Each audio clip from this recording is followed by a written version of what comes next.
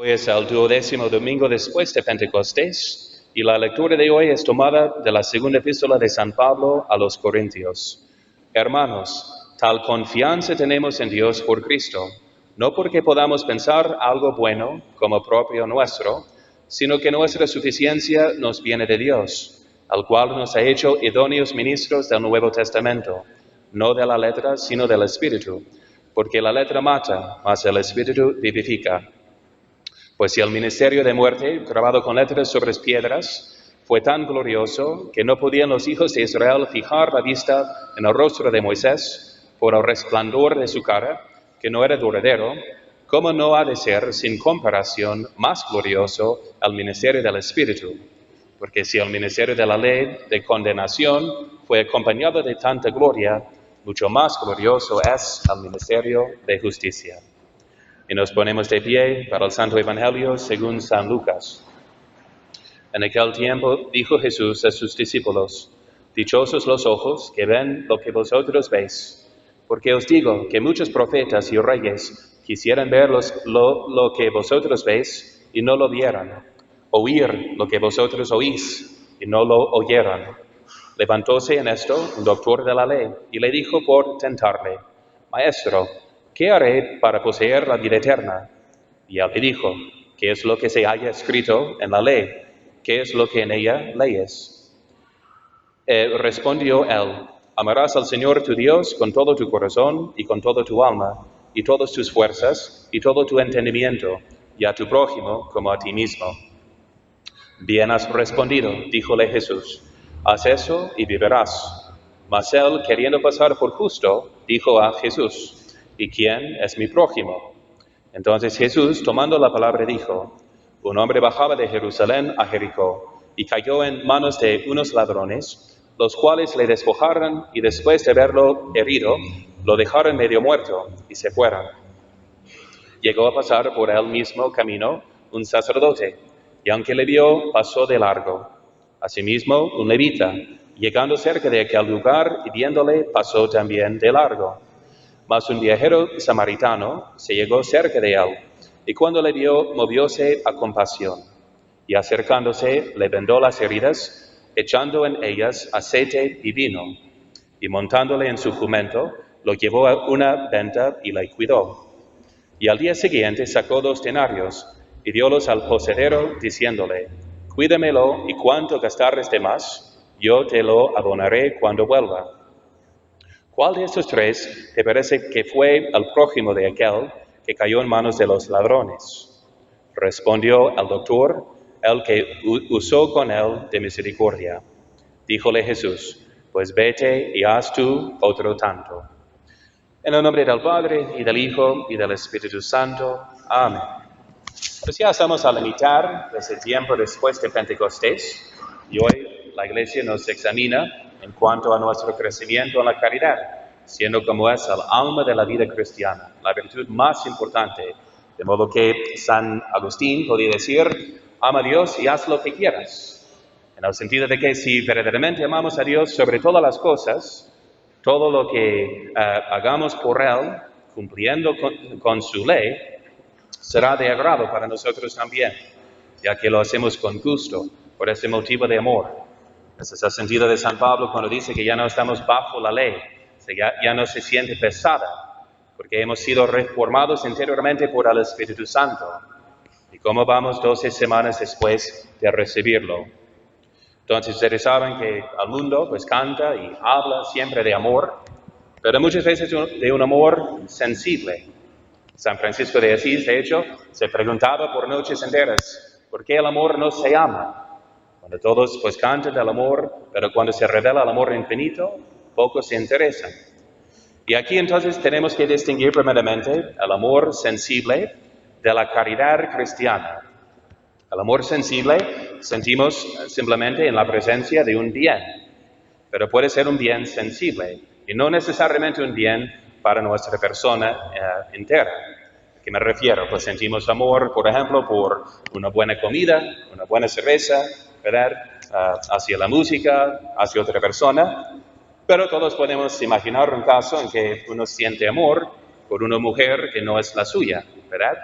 y tan bonito que se sienta, es un amor pecaminoso que va en contra del bien de su persona, ¿verdad? Entonces tenemos que dirigir estos bienes y este amor sensible hacia el amor verdadero, al amor espiritual.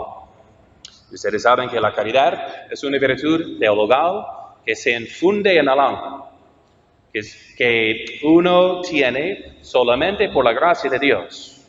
Si no estamos en gracia, jamás vamos a conocer ni poseer la caridad que ha sido difundida pues en nuestros corazones, ¿no? Por el Espíritu Santo, por el bautismo, por la gracia santificante que se aumenta con cada sacramento. Entonces, ustedes saben que Dios mismo se identifica con la caridad, siendo como es la virtud más perfecta. Y siendo una virtud teologal, tiene siempre como su motivo, como su objeto, Dios. Nos relaciona directamente con Dios. Y si Dios habita en el alma por la gracia santificante, Dios uno y trino, que hace su morada en nosotros, es algo que Dios obra en nosotros, tanto al querer como al hacer. De modo que si uno está en la gracia de Dios, todo lo que haga, aunque sea comiendo, bebiendo, durmiendo, si lo hace con esa intención de dirigirse hacia Dios, tiene pues un mérito ante Dios. Merece incluso la felicidad divina e infinita que solo corresponde a Dios, porque la caridad viene de Dios y siempre termina en Dios. Bien, esa es la verdadera caridad, y cuyo valor, dice Santo Tomás, vale más que todo el universo, con todas sus riquezas, siendo como es una participación en la vida de Dios mismo. Entonces, ahí podemos entonces ver más bien preguntémonos, como se pregunta Santo Tomás de Aquino, si la virtud de la caridad es tan divina, ¿se puede practicar con respecto a nuestro prójimo? ¿Qué quiere decir la caridad fraterna si el objeto y motivo siempre es Dios? ¿No? Es una buena pregunta. Y la soluciona diciendo que podemos amar a nuestro prójimo con caridad si es que lo amamos por Dios y para Dios. Es decir, entonces, que lo vamos a ver siempre como imagen y semejanza de Dios, con la posibilidad de conformarse más y más a esta imagen y semejanza. Entonces, buscando siempre su bien de la santificación y salvación de su alma. Ahí está entonces la meta de nuestra caridad hacia el prójimo, para que Dios sea glorificado en él. Bien, entonces ahí podemos entonces ver la diferencia entre la caridad y las supuestas obras de caridad que practican pues los mundanos, ¿no? Entonces los socialistas, los masones, los secularistas, ¿no? Ellos pueden concurrir en la obra exterior de caridad, de atender a los huérfanos, a los enfermos, pero no lo van a hacer con el mismo motivo. Y ahí pues su acto carece de valor en cuanto a su salvación eterna. Es un acto bueno en sí, si no está manchado, digamos, por malas intenciones, ¿verdad? Como muchos hacen a veces de utilizar obras de caridad como un pretexto para avanzar la causa masónica, por ejemplo. Pero aunque es un acto bueno, no es un acto meritorioso, que merece la vida eterna. Entonces, recordemos primeramente que al atardecer de esta vida, como dice San Juan de la Cruz, vamos a ser juzgados según el amor. El padre de familia, por ejemplo, según habrá amado a sus hijos, santificándoles, dirigiéndoles hacia Dios, primero por su ejemplo santo y por haberlos formado en la sana doctrina y por haberlos disciplinado para corregir sus vicios y por haber pues orado con ellos, como el sacerdote doméstico que lo es. Eso será entonces, si quieren saber cómo será pues el examen en el día final, ahí está. Entonces, si habrán puesto la caridad sobre todas las cosas, la santificación y salvación de sus hijos. Igual la madre cristiana será igual juzgada, según habrá formado sus hijos en la virtud.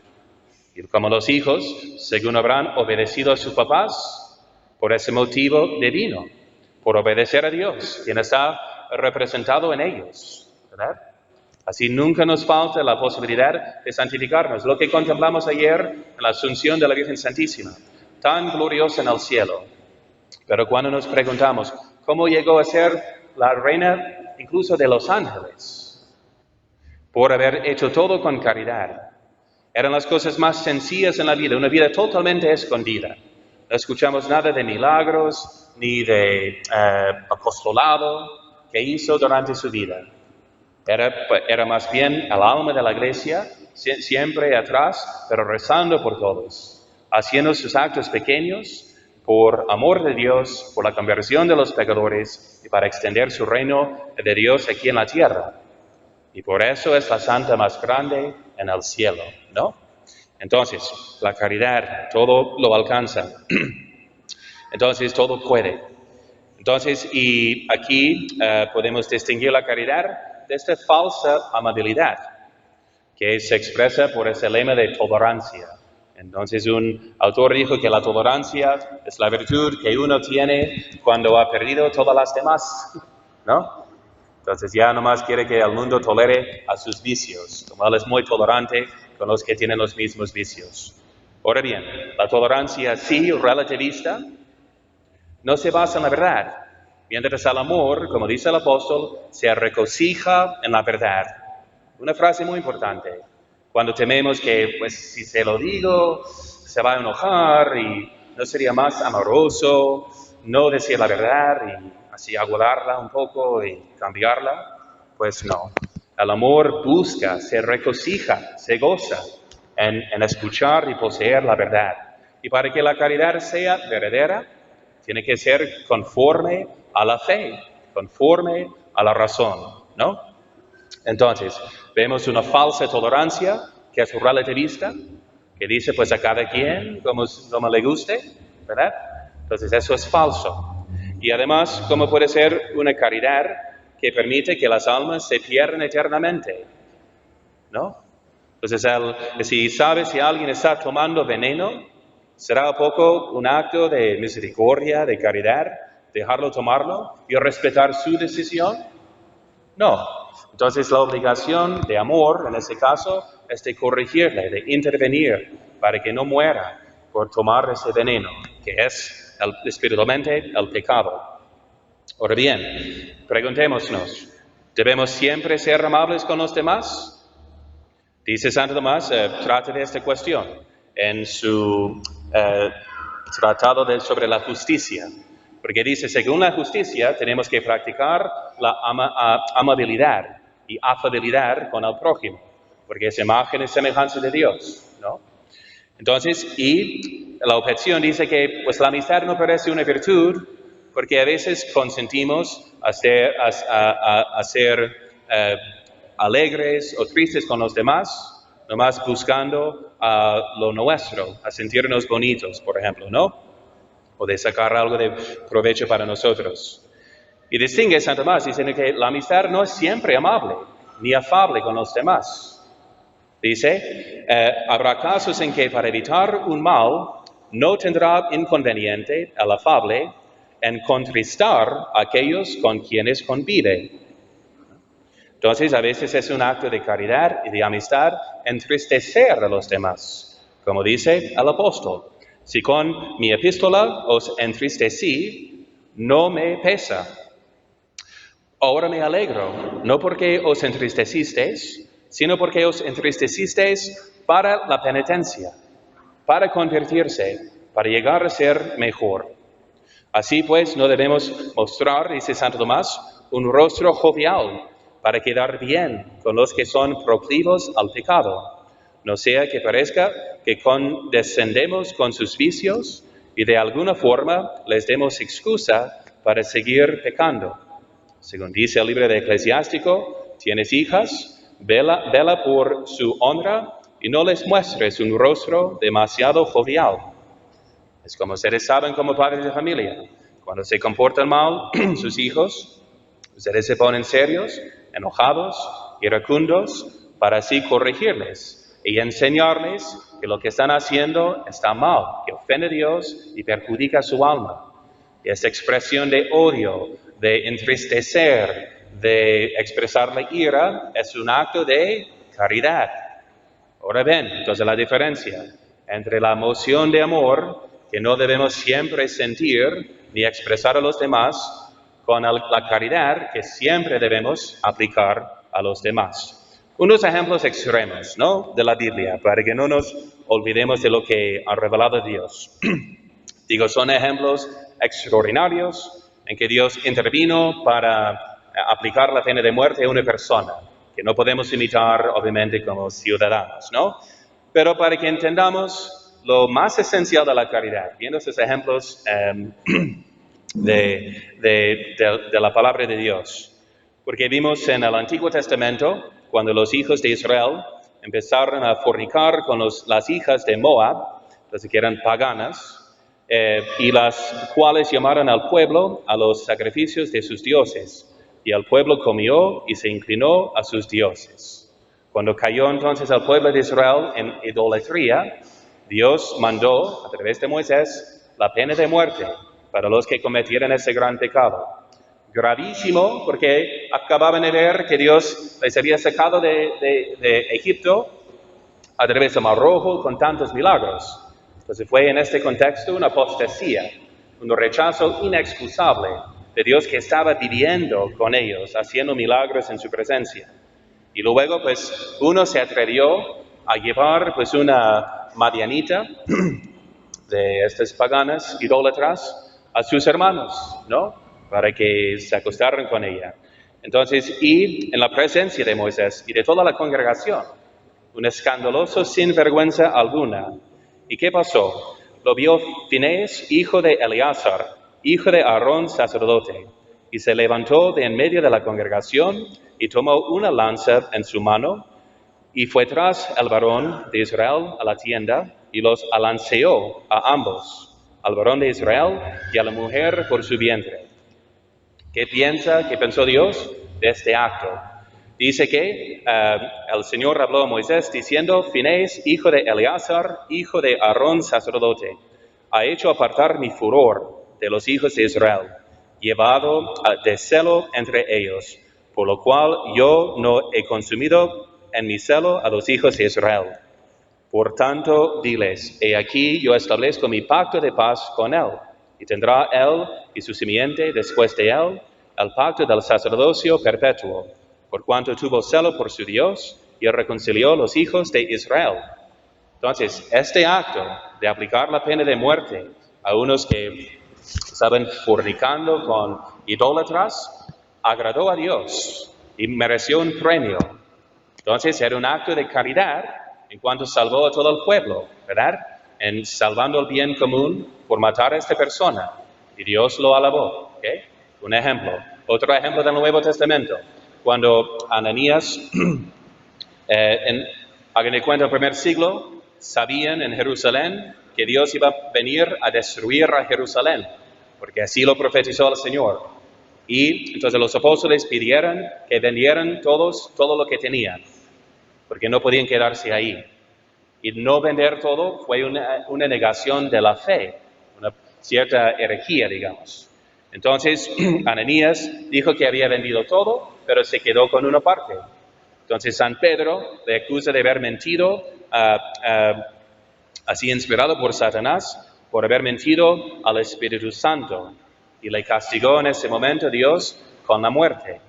Luego viene su esposa, quien también miente al apóstol, diciendo que había entregado ya todo lo que de su terreno, de su herencia. Entonces, y le dice también: ¿por qué pones prueba al Espíritu Santo?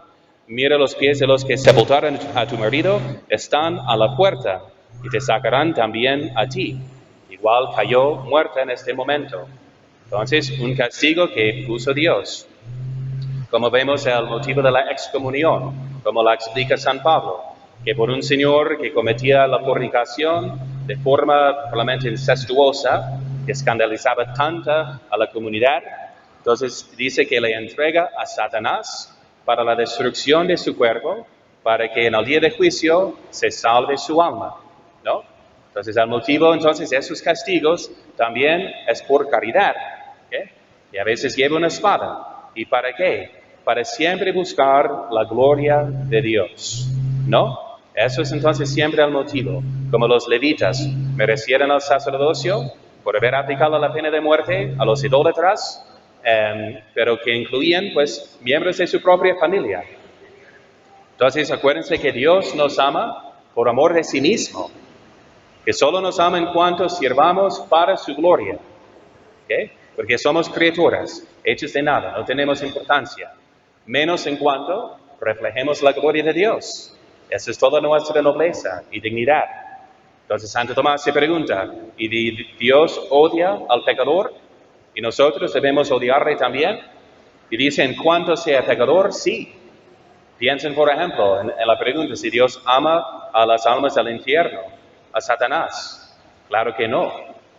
Los odia con un santo odio, por ser definitivamente sus enemigos, por haberlo escogido, ¿no? Odiar y rechazar a Dios. Y nosotros también, dice, debemos odiar a los pecadores en cuanto sean malos. Pero, en cuanto tengan la posibilidad de ser buenos, debemos amarle, ya que como esta caridad es la causa de nuestra bondad, ¿no? Por ejemplo, hoy en el Evangelio, que fue el error del sacerdote, del levita, pues viendo a este hombre tan mal, en tal mal estado, simplemente le evitaron. Mientras el samaritano, viendo que existía la posibilidad de que se curara, de que se mejorara, pues tuvo compasión de él. De modo que nadie está excluido en esta vida mientras viva de ser un objeto de caridad y de misericordia. Como el Señor pidiendo por sus verdugos, perdón, porque no saben lo que hacen. Si supieran cuán horrible es el infierno que les espera, nunca lo harían. Entonces, de modo que debemos sacrificarnos y seguir rezando con ese motivo de caridad, no de gusto, de atracción, sino por la caridad cristiana, buscando hacer a todos así mejores. Pero eso otra vez es la clave, que la caridad busca el mejoramiento del alma. Preguntémonos si viene de Dios y se conduce a los demás a Dios. Esta es la regla de la caridad. Entonces, la moral, y también es importante mencionar un error que no ha muerto, digamos, ¿no? Que sigue entre nosotros, dentro de la iglesia, ¿verdad? Las herejías que así toman tiempo para morir, ¿no? Y ser expulsadas. Pero Juan Pablo II, en su encíclica Veritatis Splendor, condenó lo que se llama la opción o elección fundamental, un error moral, de un sistema moral, diciendo que, pues, con tal de que la persona no quiera ofender a Dios, pues no es un pecado mortal. Aunque el acto sí es pecado mortal. Por ejemplo, es tan brillante, pues, esa teoría de decir que, pues, cuando te robo, no es porque quiero ofenderte ni ofender a Dios, nomás quiero más dinero. Y si esa es mi intención buena de tener más dinero, pues no es pecado, ¿verdad? Estúpida idea, pues propone, ¿no? Pero así decían, para justificar sus actos pecaminosos, o sea, de adulterio, de fornicación, pero si lo hacen con buenas intenciones, pues no puede ser un pecado grave. Esta teoría está condenada por la Iglesia y tenemos que seguir luchando para que se extinga, para que se elimine por completo, ¿no? Bien. Entonces, pero se basa en ese sentimentalismo de nuestros días, ¿no? Y la moraleja es que nunca podemos decir, yo voy a expresar tal disposición emocional de ser amable, de ser amoroso, irrespectivamente o sin tomar en cuenta las circunstancias. Porque la caridad a veces exige que castiguemos también, que expresemos ira, como Dios así nos la enseña. ¿Ok? Entonces tenemos que siempre tomar en cuenta pues todas las circunstancias y con la prudencia hacer la decisión. Y así entonces es Santa Teresa de Ávila que nos da esta regla, las señales de la verdadera caridad, diciendo, solo quiero que estéis advertidas que para aprovechar mucho en este camino y subir a las moradas que deseamos, no está la cosa en pensar mucho, como los que piensan que van a subir en santidad nomás orando mucho, ¿no? Haciendo meditación. Entonces, no consiste, ni la meditación consiste simplemente en pensar mucho, sino en amar mucho. Y así lo que más os despertare a amar, eso haced.